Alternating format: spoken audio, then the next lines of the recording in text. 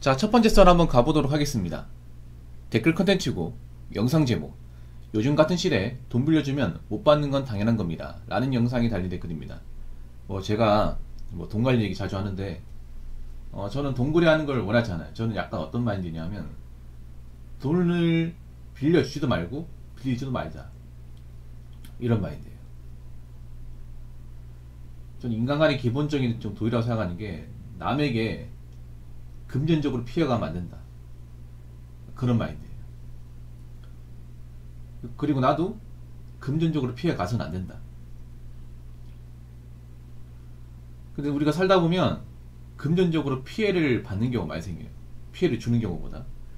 보통 금전적으로 피해를 받는 가장 대표적인 경우 중에 하나가 돈을 빌려주고 못 받는 경우예요. 근데 이런 경우가 정말 허다해요. 근데 사람이 냉정하게 말하자면 돈을 안 빌려주고 되는 거 아니냐, 이렇게 생각하는데, 한국 사람들이 특히 이 정이라는 거를 쉽게 끊어내지 못해요. 왜냐, 이런 돈 부탁 같은 게 모르는 사람한테 부탁을 받는 게 아니라 거의 대부분 아는 사람한테, 친한 사람한테 부탁을 받거든요. 그러면 거절하는 게 상당히 힘들어요. 한국 사람들이 거절 잘 못하거든요. 특히 아는 사람들끼리의 관계에서는.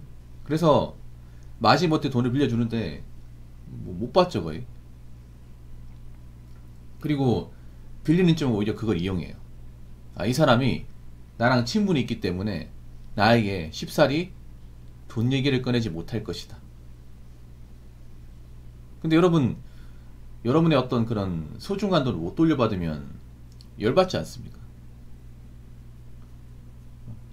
돈이 남아 도는 것도 아니고. 특히 요즘 같은 시국에는 거의 못 돌려받습니다. 못 돌려받아요. 앞으로 이제 경제가 가면 갈수록 어려워지면서 돈 몇 푼이 궁한 사람들 많이 생겨요, 진짜로. 지금 우리나라에 보면 통장의 잔고가 비어있는 사람들 굉장히 많거든요. 그런 분들이 만약에 일하기도 힘들고 물가도 올라가고 하면 자신의 생존이 어렵기 때문에 분명히 주변 누군가에게 돈 부탁을 할 가능성이 높아집니다.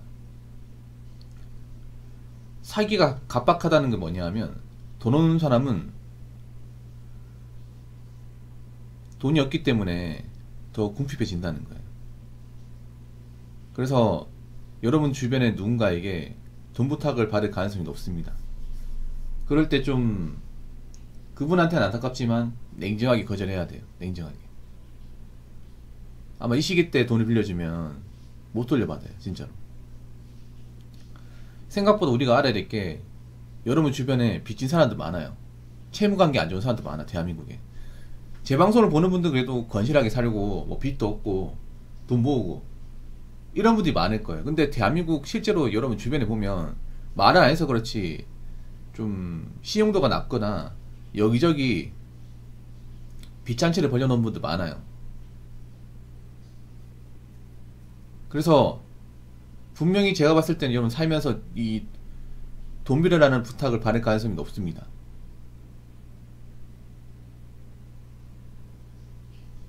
앞으로 자주 올 가능성이 높아요. 그럴 때마다 여러분들은 좀 거절하는 마인드가 필요합니다. 한 번 거절이 힘들어서 그렇지 두 번, 세 번 거절은 쉬워요. 제가 해보니까 그렇더라고요. 어떤 누구는 이렇게 얘기합니다. 아니, 그렇게 쉽게 거절하면 너무 매정한 거 아니냐, 그리고 그렇게 거절하면 인간관계 끊어지는 거 아니냐, 이렇게 물으신 분이 있는데, 저는 단호하게 얘기합니다. 그딴 인간관계 끊어져도 상관없습니다. 뭐 그리 대단한 거라고. 여러분 분명히 그런 거 있을 거예요.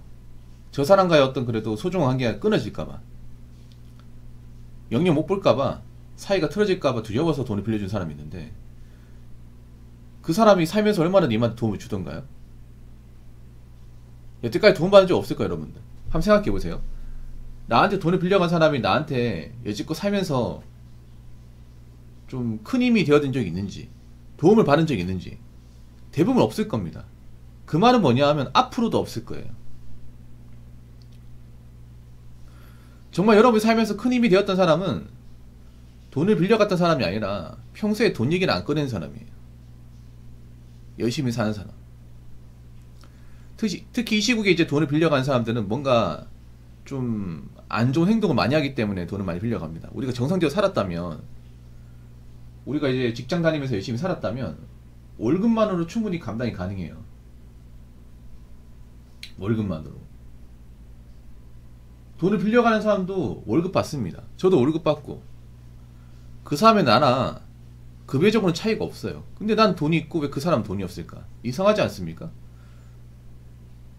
나 딴에는 그냥 헛짓거리 안 하면 돈이 모이던데? 무리하게 돈 안 쓰면 돈이 모이던데?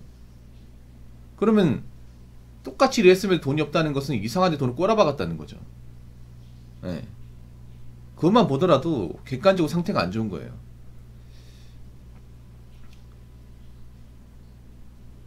그런 사람 옆에 끼고 있어봐야 좋을 게 없습니다. 정말로. 그래서 주변에 돈 관계가 안 좋은 사람들, 좀 여기저기 돈을 꿔가는 사람도 있으면 사전에 좀 걸어내는 게 필요해요. 그런 사람 있으나 마나입니다. 진짜로. 괜히 돈 빌려주고 곤란한 일 만들지 마시고, 사전에 좀 내 주변에 이런 사람이 있나 없나 좀 점검해 보시고요. 그리고 혹시라도 나한테 돈 부탁이 왔을 시 단호하게 NO, 네, 거절하는 자세가 필요합니다. 자, 댓글 한번 읽어보도록 하겠습니다. 얼마나 신용이 안 좋으면 은행에서도 안 빌려줘서 나한테까지 와서 돈 빌려달라고 할지를 생각해보세요. 돈을 갚을 능력이 있다면 내가 아니라 은행에 갔을 거고, 은행에서 빌려줬겠죠. 돈 빌려주시면 못 받을 생각하셔야 됩니다. 은행에서 이미 못 갚을 사람이라고 판단이 된 사람들인 거예요. 무엇보다 돈을 빌려줬던 사람이 갚을 돈이 생기더라도 본인 돈이 나가는 것 같아서 안 갚는 사람도 엄청 많아요. 그렇죠. 주변에 돈을 꿔가는 사람들 중에 은행 신용도가 높은 사람이 없어요. 네, 우리가 일반적으로 돈이 없으면 어디 빌립니까? 은행 갑니다. 금융기관.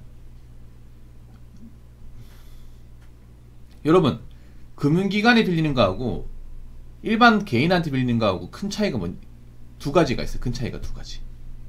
세 가지가 있네. 네. 여러분 그거 아십니까? 빚지는 사람들도 금융기관에 빌린 건 어떻게 갚으려고 해요. 근데 지인한테 빌린 건 안 갚습니다. 이유가 있어요. 세 가지. 첫 번째는 뭐냐면, 금융기관에서 빌린 건 반드시 이자가 발생합니다. 그렇죠 여러분? 그분들이 공짜로 빌려주지 않죠. 그분들도 먹고 살아야 되니까 돈을 얼마 빌려주는 김에 반드시 이자를 요구하죠. 원금 이자까지. 원래 은행 이자 장사 하지 않습니까? 그래서 은행은 안 갚으면 이자가 계속 쌓이죠. 다 아는 사실이죠. 그나마 1금융권이 이제 은행 이자가 가장 약하죠. 2금융권 사채로 갈수록 더 심해지고. 근데 우리가 지인한테 빌리는 건 이자가 사실 없어요. 뭐 말로는 이자 쳐서 갚는다고 하지만 실제로 이자 쳐서 받아본 기억이 없죠. 대부분은 원금만 받을 겁니다. 금리가 없죠.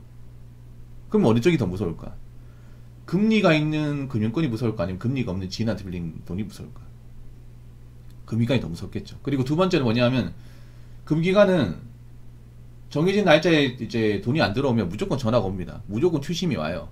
그 은행 창구 가보면 채권만 전담을 하시는 분이 있습니다. 채권 추심반이라고 따로 있어요. 그 은행 가면 뒤에 이제 앉아 계신 분들, 보통 남자분이 그거 하거든요. 그분이 뭐냐, 대출 받았는데 제때 돈 안 들어오면 전화하는 거예요. 왜 안 들어오냐고. 계속 충고합니다. 원래 금기관이라는 게 돈을 받으려면 수단과 방법을 가리지 않아요. 네. 그리고 압박이 계속 들어온단 말이야. 압박이 들어오는 게 지인한테 돈 갚은 압박보다 더 무서워요. 네, 더 무섭기 때문에 당연히 돈 빌려간 사람 입장에서는 금기관의 돈을 더 빨리 갚을 수밖에 없어요. 지인은 뒷전이고. 그리고 세 번째, 금기관은 이게 계속 연체가 되면 불이익이 따릅니다. 그러니까 금기관은 계속 이제 돈을 안 갚고 이게 누적이 되잖아요. 그러면 어떻게 합니까? 경매를 해서라도 받아냅니다. 경매. 예. 만약에 돈을 못 준다. 이 사람은 돈을 받을 방법이 없다. 그러면 집 팔아라. 차 팔아라. 가지고 있는 땅 팔아라. 아니면 건물 있으면 건물 팔아라. 공장에 기계 팔아라고 해서 그걸 팔아서 남은 돈으로라도 받으려고 그래요. 아시죠 여러분? 그래서 어떻게든 받아냅니다. 근데 여러분 생각해봐. 지인한테 돈을 빌리고 못 갚는다고 해서 뭐 내가 사는 집이 막 경매 넘어간다거나 차가 뺏긴다거나 그런 거 있습니까? 없죠, 여러분. 여러분들 내가 돈 몇백 빌려줬는데 이 사람이 안 갚아. 안 갚으면 나 담보로 이 차 가져간다. 그렇게 한 적 있어요? 없죠, 여러분. 그래서 더 안 갚는 거예요. 그래서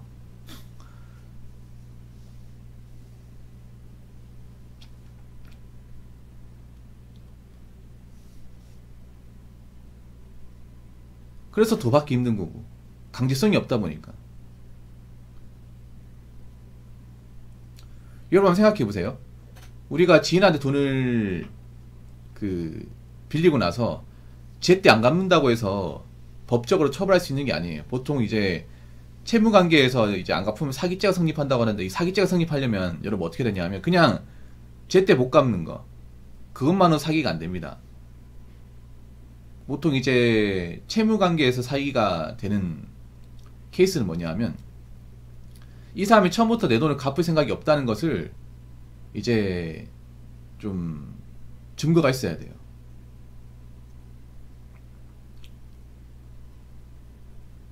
예, 증거가 있어야 됩니다. 이 사람 처음부터 내가 돈을 빌려줬는데 아예 갚을 생각이 없고 떼먹는다, 그냥 등쳐먹으려고 돈을 빌려갔다, 그런 거 입증을 해야 되거든요. 단지 이제 적인 날 때 돈을 안 준다고 해서 사기가 성립하는 건 아닙니다.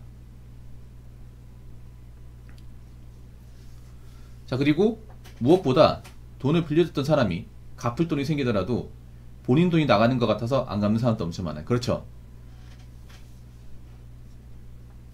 사실 빌려간 돈 내 돈 아니잖아. 내 돈 아닌데 자기가 이제 빌려갔던 거 갚으려고 하면 거기서 내 수중에 돈을 나가잖아요.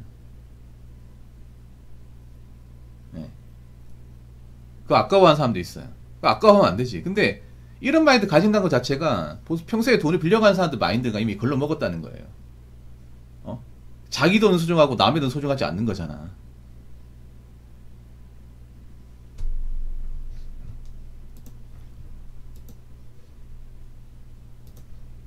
자기 돈만 돈이고 남한테 끌려간 돈은 남의 돈 아니라 생각하는 거 아닙니까? 그러니까 돈 안 빌려주는 거죠. 자기만 생각하고 남은 생각하지 않고. 전형적인 내로남불이죠. 그렇기 때문에 이런 내로남불 마인드를 많이 가지고 있어요. 여러분 돈 소중하죠? 정말 정말 소중합니다. 여러분 돈 버는 거 쉽지 않았잖아요. 돈 버는 거 쉽지 않았지 않습니까? 이 돈을 관리 잘하는 것도 정말 정말 중요합니다. 정말 중요해요. 그러니까 이 돈 뺏기지 마시고 잘 관리하시기 바라겠습니다. 앞으로 여러분 돈을 노리는 사람들 많아요. 돈 없는 사람들 중에. 단칼에 거절하시기 바라겠습니다. 자, 이상으로 첫 번째 썰 마치도록 하겠습니다.